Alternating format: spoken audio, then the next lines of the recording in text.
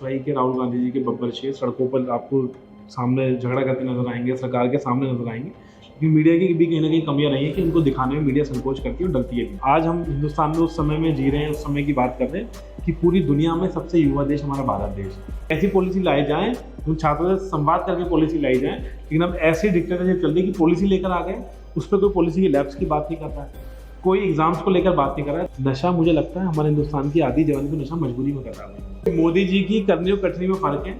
कोई जुमला देते हैं कि मजबूत करेंगे, लेकिन जब अग्निवीर जैसी योजना लाकर युवाओं पर छल कर दिया। नमस्कार, मैं अजय नौटियाल भारत न्यूज़ लाइव पे आपका स्वागत करता हूं। आज हमारे साथ बात करने के लिए है एनएसयूआई के राष्ट्रीय अध्यक्ष वरुण चौधरी। वरुण से जानना भी ज़रूरी है क्योंकि इस समय उत्तराखंड में विपक्ष में कांग्रेस पार्टी है और कहीं ना कहीं उम्मीदें विपक्ष से भी होती है, क्योंकि जब कहा जाता है कि एक लोकतंत्र में विपक्ष का मजबूत होना बहुत ज़रूरी है। लेकिन एक बड़ी समस्या अभी ये भी है कि वरुण जिस विंग से आते हैं वो एनएसयूआई विंग है, यानी छात्रों की विंग है, लेकिन उत्तराखंड में तो इलेक्शन हो ही नहीं रहे। तो वरुण इसको किस तरीके से देखते हैं और उस आवाज़ को किस तरीके से उठा रहे हैं, सीधा वरुण से जान लेते हैं। वरुण, सबसे पहले तो स्वागत है आपका। एक परिचय और करा दूँ आपका मैं। उम्र क्या है? मेरी उम्र है 30 साल है। बताइए, 30 साल पे तो, और पॉलिटिकल जर्नी कब स्टार्ट हुई? मैंने जब मेरी उम्र थी क्या बोलते 16 साल कुछ महीने, बताइए। 17 साल में मैंने ज्वाइन करी थी एनएसवाई। और एक पहचान और है कि दिल्ली यूनिवर्सिटी के जो चुनाव हुए उसमें सेक्रेटरी पद आपने जीता, सेक्रेटरी का चुनाव, और सबसे कम उम्र है। सबसे कम उम्र का अभी तक मेरा रिकॉर्ड है। अभी तक रिकॉर्ड है, मतलब नाबालिग थे और काम बड़े बड़े कर दिए। तो यूनिवर्सिटी में इंटरेस्ट था, बच्चों के हकों की बात करनी थी, और जिस पार्टी से मैं जुड़ा हूँ एनएसवाई, उसकी जो खुद की आइडियोलॉजी थी उस टाइम पे जो यूनिवर्सिटी में मैं देखता था, मैं इंस्पायर हुआ इस पार्टी से, मैंने ज्वाइन करी और फिर मुझे मौका मिला, पार्टी ने मौका दिया, मैंने इलेक्शन कंटेस्ट कर, मैं चुनाव जीता। वरुण, लेकिन आपकी जानकारी में शायद ये चीज़ें होगी जरूर कि आप अभी उत्तराखंड में हैं और यहाँ तो इलेक्शन हो ही नहीं रहे। देखिए, ये खाली उत्तराखंड की प्रॉब्लम नहीं है, पूरे देश में लगभग सभी छात्र संघ चुनाव या तो खत्म कर दिए गए हैं बीजेपी द्वारा, या जहाँ पे हैं भी वहाँ पे खत्म करने की और कमज़ोर करने की साजिश है। और हैरानी की बात यह है कि आज हम हिंदुस्तान में उस समय में जी रहे हैं, उस समय की बात कर रहे हैं कि पूरी दुनिया में सबसे युवा देश हमारा भारत देश है। मतलब 60% से कम लोग वो हैं इंडिया में जिनकी उम्र लगभग 30 साल से भी कम है। तो ऐसे समय में तो और छात्र संघ चुनाव ज़्यादा से ज़्यादा कराने चाहिए थे कि नई यंग डायनेमिक लीडरशिप निकले जो देश को और मजबूत करे, देश को और आगे लेके जाए। यही हमेशा हर सरकारों का काम हो जाता है। और बहुत स्टूडेंट लेवल पर बहुत ज़्यादा डेमोक्रेसी तरीके से हमेशा फ्री एंड फेयर इलेक्शंस कराए जाते थे और बड़ा नीचे स्तर पर ज़्यादा पॉलिटिकल पार्टी इन्वॉल्व नहीं होती थी। लेकिन आज मजबूरी ये हो गई है, मुझे लगता है कहीं ना कहीं बीजेपी घबरा गई है, क्योंकि कहीं ना कहीं छात्रों के इशू को दरकिनार करा गया। पेपर लीक जैसा मुद्दा हो, उत्तराखंड में नौकरी की समस्या को लेकर हो, तमाम और मुद्दे, तो कहीं ना कहीं अगर छात्र संघ होंगे तो उन मुद्दे को और मजबूती से उठाया जाएगा और सवाल खड़ा करा जाएगा सरकार से। तो सवाल खड़ा ना हो इसलिए छात्र संघ चुनाव बंद करने का। आप कह रहे हैं कि बीजेपी घबरा गई है, लेकिन सवाल क्या आपसे नहीं उठेंगे? आप एनएसयूआई की जब बात होती है तो आप देखिएगा कि दिल्ली में ही इलेक्शन हो रहे हैं, एनएसयूआई सब जीत के आए सचिव का चुनाव, लेकिन एक लंबे समय से जो है वर्चस्व की जो लड़ाई है छात्र संघ चुनावों में, वो एबीवीपी का कब्जा रहा है। यहाँ तक कि जेएनयू की जब बात होती है, जेएनयू में लेफ्टिस्ट पार्टियां ही राज किया करती थी, अब वहाँ भी कहीं ना कहीं एक्सेस मिल गया है एबीवीपी को, लेकिन एनएसयूआई की एंट्री नहीं हो पा रही है। देखिए, तो ये सवाल नहीं है क्या? देखिए, मैं बताता हूँ, दिल्ली यूनिवर्सिटी की आपने बात करी, वहाँ तो हमने कब्जा निपटा दिया है। एबीवीपी इस बार छात्र संघ का चुनाव भी हार गई और जो वोटिंग परसेंटेज एबीवीपी का आया पिछले 10 साल में सबसे कम आया इस बार आके। तो उससे पहले वो संकल्प इस बार टूटा है। छात्रों को अब एहसास हुआ कि एक्चुअल में ये हुआ, छात्रों को ठगा हुआ महसूस हुआ, बीजेपी ने उनका वोट ले लिया और उनको ठग लिया। तो इसलिए दिल्ली यूनिवर्सिटी के अंदर हम छात्र संघ का चुनाव जीते। रही बात जेएनयू की, तो जेएनयू के अंदर हमारी वोटों में बहुत बड़े लेवल पर आपको इंक्रीमेंट दिखा होगा कि इंक्रीज हुआ है, और मुझे उम्मीद है इस बार जहाँ भी छात्र संघ के एबीवीपी का कहीं ना कहीं कुछ छात्र संगठनों ने आपस में कुछ उनकी साठगांठ हुई और एक सीट निकली है। लेकिन मैं मानता हूँ इस बार मुझे उम्मीद है कि जेएनयू के अंदर भी एनएसवाई बहुत अच्छा परफॉर्म करेगी और हम छात्र संघ का चुनाव जीतेंगे। चलिए, ये तो बात रही कि चुनाव लड़ेंगे तो अच्छा परफॉर्म करेंगे, लेकिन जब चुनाव ही नहीं लड़ पा रहे तो उसमें आप क्या करेंगे? नहीं, देखिए, यही तो हमारी मांग है। हमने अभी 7 मांग का कार्यक्रम रखा है कि हम बदलेंगे, कि जो इन 7 बदलावों के से सहमत होता हमारे इस कार्यक्रम से जुड़े, उसमें हमने छात्र संघ की बात भी करी है। तो हम तो चाहते हैं पूरे देश में छात्र संघ चुनाव हो। और मैं आपके मीडिया के माध्यम से एक बात और कहना चाहता हूँ, ये जहाँ पे कांग्रेस की अभी शासित सरकार है, हमने उनसे भी डिमांड करी हुई इमीडिएटली कि छात्र संघ चुनाव खोले जाए। पूरे देश में तो हमारी डिमांड है। अभी हमने कुछ छात्र प्रतिनिधि, छात्र संघ चुनाव जीते हुए लोग हमारे देश भर के, राहुल गांधी से मुलाकात करी, उनसे भी आग्रह करा कि छात्र संघ चुनाव खोलने के लिए बालिका लेकर वो भी अपने हमारी मदद करें, उसको उठाएं। तो उन्होंने भी विश्वास दिलाया कि हम इस मांग को उठाएंगे। वरुण, सीधा दिल्ली से उत्तराखंड ले आता हूँ आपको। शिक्षा, स्वास्थ्य, रोजगार और पलायन, सबसे बड़ी समस्या है। कहावत है उत्तराखंड के परिप्रेक्ष्य में कि पहाड़ का पानी और जवानी इसका कभी काम नहीं आती है। प्रधानमंत्री नरेंद्र मोदी यहाँ पे आते हैं, जनसभाएं करते हैं लोकसभा चुनावों में, और यहाँ की जो लोकल लैंग्वेज है उसमें बोलते हैं कि पहाड़ का पानी और जवानी पहाड़ का काम नहीं आ रहा है। हमारी सरकार आएगी तो पानी भी काम आएगा, जवानी भी काम आएगी। आप जवान हैं, 30 साल उम्र है आपकी, और युवा इकाई और जो छात्र संघ इकाई का नेतृत्व कर रहे देखिए हैं, मैं आपको तो इसको किस तरीके से देखेंगे? पहाड़ क्या आपको इसकी लड़ाई जब मैं बड़ा- देखता हूँ उत्तराखंड में, एक सवाल लूंगा, पहाड़ इसकी की- लड़ाई मुझे एनएसयूआई लड़ती हुई क्यों नहीं दिखाई देती है? पहाड़ के देखिए- पानी और जवानी को बचाने का पलायन जो बड़ा संकट है इसके लिए। देखिए, आपको मीडिया के माध्यम से कहना चाहूँगा, शायद आप मेरा इंटरव्यू ले रहे हैं, लेकिन बार बार हमारे एनएसवाई के राहुल गांधी जी के बब्बर शेर सड़कों पर आपको सामने झगड़ा करते नजर आएंगे, सरकार के सामने नजर आएंगे, क्योंकि मीडिया की भी कहीं ना कहीं कमियां रही है कि उनको दिखाने में मीडिया संकोच करती है और डरती है बीजेपी से। अब बात करता हूँ नरेंद्र मोदी जी की। उन्होंने पहाड़ के पानी और पहाड़ की जवानी की बात करी। मैं मानता हूँ पहाड़ की जवानी और पहाड़ का पानी तो इतना मजबूत है कि जब देश की फौज में जाने की बात आती है तो ये आपको तो गर्व से और डबल होकर कहनी चाहिए। मैं तो हिंदुस्तानी के नागरिक होने का कहता हूँ कि पहाड़ के लोग सबसे पहले जाके देश की फौज में भर्ती होने के लिए संकल्प लेते थे। वो रिलायंस और गौतम नहीं, अब तो अग्निवीर योजना आ गई ना, अब तो अग्निवीर योजना आ गई।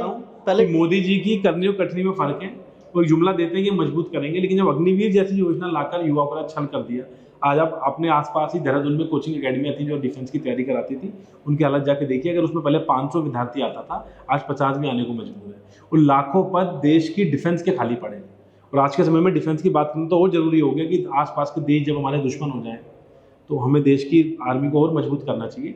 तो मोदी जी ने छात्रों को, नौजवानों को कमज़ोर करने का काम करा है और पहाड़ के साथ तो डबल धोखा करा है। देखिए, मैं मानता हूँ कि हमारे देश में बहुत बड़ा डाइवर्स है, कहीं पहाड़ हैं, कहीं समुंदर है। ये हमारे देश की बड़ी खूबसूरती है। उस खूबसूरती के अंदर लेकिन एक छुपा हुआ राज ये भी है कि पहाड़ के अंदर कुछ जिले ऐसे भी हैं जहाँ आज भी वो रिसोर्सेज नहीं है कि नौकरी मिल पाए।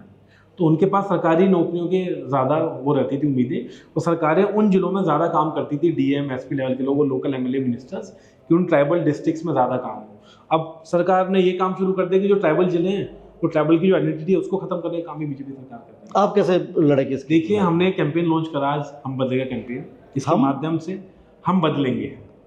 हम बदलेंगे, किसे बदलेंगे? हम बदलेंगे उन खुद बदलेंगे या किसी को बदलना? हम अपने आप में भी बदलाव लाएंगे अगर हमें कुछ कमियां, लेकिन हम बदलेंगे उन सरकारों को जो सरकार ट्राइबल SC/ST माइनॉरिटी के छात्रों का उनके हक छीनने का काम कर रही है। हम सरकार को मजबूर करेंगे कि अगर आप नौकरी की बात नहीं करेंगे तो ये छात्र आपको बदलने का काम करेंगे। अगर आप मोहब्बत की बात नहीं करेंगे, देश के संविधान की बात नहीं करेंगे तो हम आपको बदलने का काम करेंगे। अगर आप पेपर लीक जैसे मुद्दे को गंभीरता से लेंगे, उसको बदलने का काम करेंगे। जब तक आप अग्निपथ स्कीम का वापस नहीं ले लेंगे, NSY का साथी कैंपस में, कॉलेजेस में, सड़क पर आपको लड़ता नजर आएगा।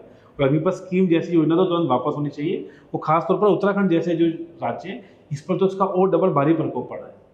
क्योंकि गुजरात से मुझे लगता है शायद आर्मी में जाने वाले लोग कम थे, लेकिन उत्तराखंड से तो बहुत ज़्यादा बड़ी तादाद में लोग आर्मी में जाते थे। तो उनका तो एक डबल धोखा योजना, और ये योजना खुले तौर पर बता देती है कि पहाड़ के लोगों के पानी और जवानी के साथ मोदी जी क्या करना चाहते हैं अग्निपथ स्कीम को लेकर। आप वरुण क्या करना चाहते हैं? देखो, मेरा तो एक ही मकसद है। जब तक मुझे लगता है मोदी जी के कान नाक गले खोल देने चाहिए, प्रदेश के मुख्यमंत्री तमाम मंत्रियों के कान नाक गले खोल देने चाहिए कि वो मजबूर हो कि यहाँ की विधानसभाओं में और संसद में अब छात्र मुद्दों की बात हो, पेपर लीक की बात हो, रोजगार की बात हो, और तमाम जो न्यू एजुकेशन पॉलिसी की होने के कारण। अभी मुझे एक छात्रा मिली, उसने अपनी बात रखी कि भैया मेरा घर पहाड़ के उस कॉर्नर पे है कि जब CUT का एग्ज़ाम आता है तो, और मेरी ये एक बड़ा इमोशनल भी हो गया उसकी बात सुनकर कि भैया एक तो मैं लड़की हूँ, मेरे परिवार वाले कई बार मुझे कह देते हैं अरे बेटी तू इतनी दूर कहाँ जाएगी। उसका CUT का सेंटर 100 किलोमीटर दूर पड़ता है, 200 किलोमीटर दूर पड़ता है, उसे 8 घंटे उस सेंटर में जाने में लगेंगे। तो पेरेंट्स कहते हैं आप रहने दो ये शिक्षा, आप एग्ज़ाम ही मत दो, सेंटर पे एग्ज़ाम देने मत जाओ। तो एक ऐसी पॉलिसी लेकर आके गए हैं, न्यू पॉलिसी लेकर आ गए हैं, उसने छात्रों को और परेशान कर दिया है। हमेशा सरकारों का काम होता है कि छात्रों की मदद करें, उनका सहयोग करें, कि ऐसी पॉलिसी लाई जाए, उन छात्रों से संवाद करके पॉलिसी लाई जाए। लेकिन अब ऐसी डिक्टेटरशिप चल रही कि पॉलिसी लेकर आ गए, उस पर कोई पॉलिसी की लैब्स की बात नहीं कर रहा है, कोई एग्ज़ाम्स को लेकर बात नहीं कर रहा है। तो अब हमारा काम है कि हम नेताओं के कान खोलें, मुख्यमंत्री के भी कान खोलें उत्तराखंड के, उसको भी मजबूर करें, जाके प्रधानमंत्री जी से निवेदन करें कि अग्निपथ स्कीम ने यहाँ के युवाओं के साथ धोखा करा है, पहाड़ की जवानी और पानी को कमजोर करने का काम कर रहे हैं। तो तमाम ऐसी योजनाएं वापस ली जाए, न्यू एजुकेशन पॉलिसी वापस हो और छात्रों के मुद्दों पर बात हो। मुख्यमंत्री ये मैं आपको विश्वास दिलाता हूँ, हम जल्द इस सरकार को, प्रदेश की केंद्र सरकार को भी बार बार हमने मजबूर करा है कि छात्र मुद्दे पर बात करें, छात्र मुद्दे पर बात करेगी। जाति जनगणना आप लोगों के सामने किस तरीके से मोदी जी ने खुद कबूल लिया कि वही बीजेपी के लोग ट्रोल कर रहे थे तमाम हमारे नेताओं को, खुद कबूला है। मैं आपको इसी सरकार को मजबूर होते दिखाऊंगा कि अग्निपथ स्कीम भी सरकार वापस करेगी, यही सरकार न्यू एजुकेशन पॉलिसी को वापस करेगी और यही सरकार रोजगार की बात करेगी। जब उन्हें डर लगेगा कि अब उनकी प्रदर्शन उग्र होंगे या शांत होंगे?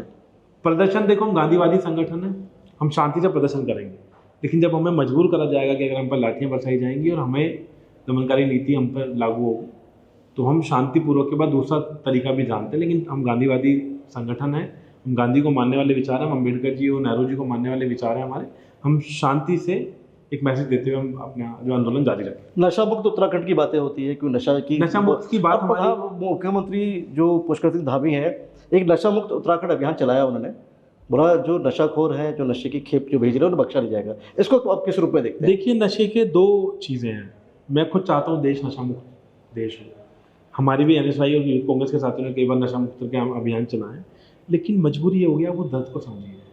नशा मुझे लगता है हमारे हिंदुस्तान की आधी जवानी को नशा मजबूरी में करता हुआ हुआ। आपने रोजगार उसको दे नहीं रहे हैं, उसकी तमाम को सपोर्ट दे नहीं रहे हैं, तो 18, 20 साल, 25 साल का युवा नशे में अपने आप को धकेल रहा है। जो पहले सड़कों पर आपको गांव में दौड़ लगाता दिखता था कि मैं भारत माता के लिए जाके जंग लड़ूंगा, भारत माता की सुरक्षा के लिए लड़ूंगा, और नशे में अपने आप को धकेल रहा है, डिप्रेशन में जा रहा है, मेंटल हेल्थ के इश्यूज आ रहे हैं। अगर वास्तविकता में चाहते हैं पुष्कर सिंह धामी जी कि नशा मुक्त उत्तराखंड बनाया जाए, तो यहाँ पर रोजगार देने का काम करें।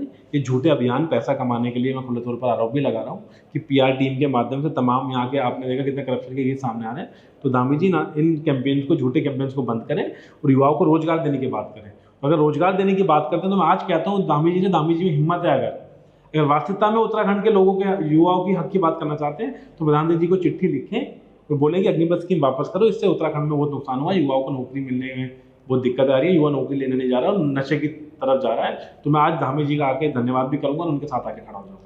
आपने कहा कि पेपर का रिजल्ट, हिम्मत जुटाएं। आपने एक बात कही, मैं देख रहा था कि एग्जाम की जो रिजल्ट है वो बहुत देरी से आ रहे हैं, लोगों को ज्वाइनिंग नहीं मिल रही है, बड़ी समस्या है। मैं भी अक्सर इसे कवर करता रहा हूँ कि बच्चे यहाँ पे पहले फॉर्म निकलते हैं, पहले तो फॉर्म नहीं निकलते हैं, फॉर्म निकल भी जाए तो एग्ज़ाम हो जाए, तो एग्ज़ाम होने का रिजल्ट नहीं आता है, रिजल्ट आ भी जाए तो उन्हें अपनी नियुक्ति लेने में ही सालों लगे जा रहे हैं, कभी कोर्ट में मामला चले जा रहा है। तो इस मामले को आप किस तरीके से देख रहे हैं? क्योंकि इस तरह की लड़ाई अक्सर हम देखते हैं कि विपक्षी दल होने के नाते एनएसयूआई की लड़ती हुई नहीं दिखाई देती है। देखिए, हम लड़ रहे हैं, लेकिन केवल मीडिया और तमाम ऐसी चीज़ें कि मैं दिखाई नहीं जाता। तो आप बताइए, अब हमें आज हमारा छात्र संवाद था, लगभग इसमें 700-800 स्टूडेंट्स आए। तमाम स्टूडेंट्स, अभी आपने ही देखा होगा, आप इस थोड़े थे, इस सभागार में थे, ऑडिटोरियम में थे, तो छात्र पूरे प्रदेश के अंदर छात्र आए, तो कहीं ना कहीं उससे पीड़ित होंगे तभी आए। जैसे यूनिट के मैं लोग मान लेता हूँ, लेकिन बाकी आम छात्र भी आए, तो मोर आंदोलन को अग्रिम में लेकर जा रहे हैं। आंदोलन, बड़ा आंदोलन खड़ा करेंगे उत्तराखंड में। सच्चाई ये सरकार नौकरी देने की मंशा में नहीं है, ये सच्चाई है। तो अब ये जुमला क्या करती है, पहले तो वैकेंसी निकलती नहीं है सरकारी, गलती से वैकेंसी निकालनी पड़ गई। लगभग आप मानेंगे देश में लाखों पद खाली पड़े हैं सरकारी, लाखों। अगर आप प्रदेश का डाटा उठा लेंगे, हजारों पद सरकारी खाली पड़े हैं। क्यों नहीं वो सरकार बनने का काम करती? वो नौकरी, वो नौकरी फंड नहीं चाहती, फंड नहीं है। फिर मोदी जी की तमाम इतना पीआर स्टंट, हजारों करोड़ रुपए का हेलीकॉप्टर, चलो छोड़ दो। अभी मैंने रिलायंस का देखा कि अंबानी जी को लोन दिया, 25,000 करोड़ रुपए का लोन दिया गया है। तमाम, और अडानी जी को लोन कैसे माफ हो जाता है, इतना लोन कैसे दिया जाता है, फिर उनके लिए कहाँ से पैसा आ गया? आप इतना टैक्स ले रहे हैं, आप डेली पेट्रोल डीजल महंगा करते आ रहे हैं, उसके लिए वो टैक्स का पैसा कहाँ जा रहा है? सच्चाई है, वो टैक्स का पैसा इनके विधायकों को खरीदने। वरुण, आपको 5 दिन का मुख्यमंत्री बना दिया जाए, मान लीजिए उत्तराखंड का, आप क्या करो ये मुझे बता दो। सबसे पहले तो मैं प्रदेश, केंद्र की सरकार के पास जाऊंगा कि अग्निपथ स्कीम को आज ही वापस करो। उत्तराखंड एक वीर भूमि है, और वीर भूमि के अंदर, उत्तराखंड के अंदर सदा फौज में लोग पाए जाते थे। जो खुद याद है, जब मैं जाता था तो दिखते थे, किसी के सरनेम के पीछे रावत लिखा होता था, किसी के कुछ लिखा होता, तो पता लगता था हमारा उत्तराखंड का नौजवान साथी देश की फौज में सबसे आगे खड़ा हुआ था। तो अग्निपथ स्कीम हटाकर देश, उत्तराखंड के लोगों को नौकरी देने का काम करें। पेपर लीक जैसी समस्या से मुक्ति दिलाई जाए। जो हमारी 7 मांगे हैं, वो 7 मांगे सबसे पहले पूरी करूँगा। न्यू एजुकेशन पॉलिसी को फाड़ के फेंक दूंगा, इसलिए सीयूटी के एग्जाम सेंटर 8-8, 10-10 घंटे की दूरी पर आएंगे। वो वास्तविकता यही है उत्तराखंड की भी और देश की, केंद्र सरकार की भी, कि युवाओं के साथ छल हो रहा है। और मैं आपको एक पैटर्न आपके माध्यम से और बताता हूँ, या तो पेपर निकलेगा नहीं, कि वैकेंसी निकलेगी नहीं, गलती से वैकेंसी निकलेगी तो उसका पेपर लीक हो जाता है। अब पेपर लीक की जिम्मेदारी किसकी है? जब एक सरकार एक एग्जाम कंडक्ट कराने में फेल है, तो क्या सरकार सुरक्षा करेगी? जो पेपर की सुरक्षा नहीं कर पा रही, कि आपको लगता है वो यहाँ के नागरिकों की सुरक्षा कर पाएगी, देश के बॉर्डर की सुरक्षा कर पाएगी वो सरकार? फिर पेपर की सुरक्षा नहीं कर पा रही, तो वैकेंसी निकलेगी नहीं, निकलेगी तो पेपर लीक हो जाएगा, पेपर लीक होता है वैकेंसी हो जाती है रद्द होने के बाद कोई टाइम लिमिट सेट नहीं है कि 15 दिन के अंदर दोबारा टाइम लिमिट सेट करेंगे, 2 महीने के अंदर दोबारा एग्जाम कंडक्ट होगा, या उस पर जांच हो, कठोर जांच हो, पेपर लीक में लोग पाए गए हो, जेल में गए हो, कठोर कार्रवाई शुरू करी गई हो। और फीस वृद्धि आपने देखा होगा, जो न्यू एज पॉलिसी लाई गई, जो प्राइवेट इंस्टीट्यूट्स हैं उनको बढ़ावा देने के लिए, आप देखेंगे सरकारी जो स्टूडेंट्स हैं गवर्नमेंट कॉलेज में पढ़ने वाला, वो जुलाई अगस्त में जाकर एडमिशन लेगा क्योंकि सीटी का रिजल्ट लेट आएगा। उससे पहले प्राइवेट कॉलेजेस धमकी देना शुरू कर देते हैं, एडमिशन लेना है तो ले लीजिए वरना सीट फूट जाएगी। तो बच्चा मजबूरन गवर्नमेंट की जगह सरकारी की जगह मजबूरन प्राइवेट कॉलेज में जाने को मजबूर हो गया। तो प्राइवेट फंडर्स को प्रमोट करने के लिए न्यू एजुकेशन पॉलिसी बनाएगी। ये सब धांधली बंद होनी चाहिए और छात्र युवाओं के साथ सरकारों का काम है। पूरी दुनिया में सबसे युवा देश है, सबसे मजबूत देश आज की डेट में भारत देश है पूरी दुनिया में। तो सरकारें उसको मजबूत करने का काम करें, हमारे देश को खोखला करने का काम करें। वरुण, आखिरी सवाल ले लेते हैं। आधी आबादी की बहुत बातें होती है, संसद में चर्चाएं होती है कि आधी आबादी को उसका हक दिया जाए, बेटी बचाओ बेटी पढ़ाओ, बहुत बातें होती हैं। मुझे ये बताइए, क्योंकि आप एक विपक्षी पार्टी है, तो इस नाते एनएसयूआई में आधी भागीदारी को लेकर आप क्या सोचते हैं? देखो, इसका नेतृत्व कर रहे हैं, लगता नहीं है कि एनएसयूआई में भी आधी आबादी को उसका आधा हक मिले? देखो, मैं तो पूरा सुनिश्चित करता हूँ, इसलिए आपने देखा होगा मैंने अलग से अभी कुछ हमारी जो फीमेल ऑफिस बेरर थी उनसे बातचीत भी करी। मैं इस चीज़ को पूरा मानता हूँ कि आधी आबादी को उनका पूरा हक मिलना चाहिए, और वो आधी आबादी नहीं है। आप सोचिए, मैं मानता हूँ उनको और ज़्यादा हक मिलना चाहिए। और क्यों मिलना चाहिए? वो कमज़ोर नहीं है, हक इसलिए मिलना चाहिए उनके ऊपर डबल बर्डन, 3 गुना ज़्यादा बर्डन है। वो परिवार को भी वही संभालती है आबादी, घर में भी वही संभालती है। मेरी खुद की भी बहन है तो मैं समझ सकता हूँ। आधी बार मैं अपना आधा काम अपनी बहन से करवाता था, अब शर्म आती है, अगर देखे कि उस पर बोझ डालता था, लेकिन उसके बाद उनको कॉलेज में जाके पढ़ाई भी करनी है, तो उनके ऊपर डबल प्रेशर है। वो कहीं ना कहीं हमारा समाज एक ऐसा समाज था, लेकिन अब मुझे लगता है सुधार आ रहा है। और सोनिया गांधी जी ने तो ये बहुत सालों पहले ही बिल लाने की मांग भी करी थी और लेकर भी आई थी कि इनको रिजर्वेशन देकर इनको पूरा को राजनीति में भी आगे आना चाहिए। तो आपके माध्यम से मैं तो खुले तौर पर बोलता हूँ कि एनएसवाई के अंदर ज़्यादा से ज़्यादा लड़कियाँ आएंगी, हमारी शक्ति बनेंगी, हमारी महिला शक्ति को आगे लेके जाएंगे, तो मुझे बहुत गर्व महसूस होगा। और जिस दिन एनएसवाई में 60% लड़कियाँ होंगी तो मैं और ज़्यादा गर्व से आपके चैनल पर आके बोलना चाहूँगा कि आज हमने उनको पूरा हक दे दिया। क्या कन्हैया कुमार को राजनीति में अपना आदर्श मानते हैं आप? मैं सबको, जो मेरी पार्टी के जितने लोग हैं एनएसवाई के जितने, कन्हैया कुमार को मैं सभी मेरे इंचार्ज हैं, मैं क्यों नहीं मानूंगा। लेकिन सच्चाई ये है कि हमारी पूरी बड़े सवाल उठाए गए कन्हैया कुमार को लेकर, जो लोकसभा चुनाव में बड़े मनोज तिवारी वाली सीट से लड़ रहे थे, बड़े सवाल हुए। आप सवाल, कन्हैया कुमार ने कहने की सफाई दी कि भैया ऐसा कुछ नहीं है। नहीं, आप देखेंगे बीजेपी की एक ट्रोल आर्मी है जो धोखा देने का काम करती है। एक फेक वीडियो पता लगे, अभी मैं यहाँ से बाहर निकलूँ, अब बुरा मत मानना, आप पत्रकार हैं, आज पत्रकार को क्रेडिबिलिटी आ गई है, आप एक मेरी इस वीडियो में से नकली वीडियो निकाल कर कुछ बाहर कुछ चला दें, ऐसा हुआ आपके साथ? मेरी आवाज़ भी हुई है, कई बार हो जाता है, ट्वीट्स हो जाते हैं, बहुत बार ऐसी घटनाएं सामने। कोई एक घटना बता दीजिए। झूठा ट्वीट्स बहुत बार कर देते हैं। देख रहे हो, ये झूठे ट्वीट तो देखिए मेरे पूरा चलेगा, ये इंटरव्यू पूरा चलेगा। सच्चाई ये है, ट्वीट चलने की बात नहीं। मैं इन चीज़ों को बहुत ज़्यादा इंपॉर्टेंस नहीं देता, क्योंकि मुझे राहुल जी की तरह फर्क नहीं पड़ता। अपने टारगेटेड फिक्स हैं, साथ मेरे मुद्दे हैं, उन मुद्दों पर बात करो, उन मुद्दों की हम चर्चा करते हैं, जिसको जो करना करता रहे। बीजेपी को जितना पैसा लगाना है बदनाम करने में हमारे संगठन को लगाए, जो कुछ करना। सच्चाई ये है कि देश का युवा छात्र अब कांग्रेस पार्टी के साथ आ चुका है, एनएसवाई के साथ आ चुका है, इसलिए बीजेपी डर के मारे, आप देखेंगे डीवी कॉलेज का चुनाव नहीं करा रही है। लाल जो चुनाव जीता डीवी कॉलेज का, उसने एनएसवाई ज्वाइन कर लिया, तो इतना डर गई पूरी बीजेपी सरकार, डीवी कॉलेज का चुनाव पेंडिंग कर दिया, खोले चुनाव पुष्कर सिंह धामी में। राहुल गांधी को अपना आदर्श मानते हैं? मैं राहुल गांधी जी को अपना आदर्श, बाकी खुलकर नहीं बोल रहे, लेकिन एक नेता है जिन्हें अपना आदर्श मानते हैं। वरुण कह रहे हैं कि जैसे राहुल गांधी को फर्क नहीं पड़ता, वो चले जा रहे हैं, वैसे मुझे भी फर्क नहीं पड़ता और बस मैं अपना काम करता जा रहा हूँ। बड़ी उम्मीदें होती है छात्रों से, क्योंकि छात्र इस देश का भविष्य है और देश दुनिया में डंका बजाते हैं अपने हिंदुस्तान का। और इसमें कोई शक नहीं कि हमारा जो हिंदुस्तान है मानव संसाधन की दृष्टि से बड़ा डेवलप्ड है। अगर बात की जाए इन रिसोर्सेज को सहेजने की, संजोने की ज़रूरत है कि युवा की जो एनर्जी है वो सकारात्मक दिशा में आगे बढ़े, तो निश्चित ही इस देश में बहुत बदलाव होंगे। और जो बातें होती है भारत को विकसित बनाने की, वो सपना तभी साकार होगा जब युवा आगे बढ़ेगा। मैं भारत न्यूज़ लाइव के लिए कैमरा पर्सन शिववर्धन सिंह के साथ अजय नौटियाल। भारत न्यूज़ लाइव से जुड़ने के लिए इसे लाइक, सब्सक्राइब और बेल आइकन दबाएं।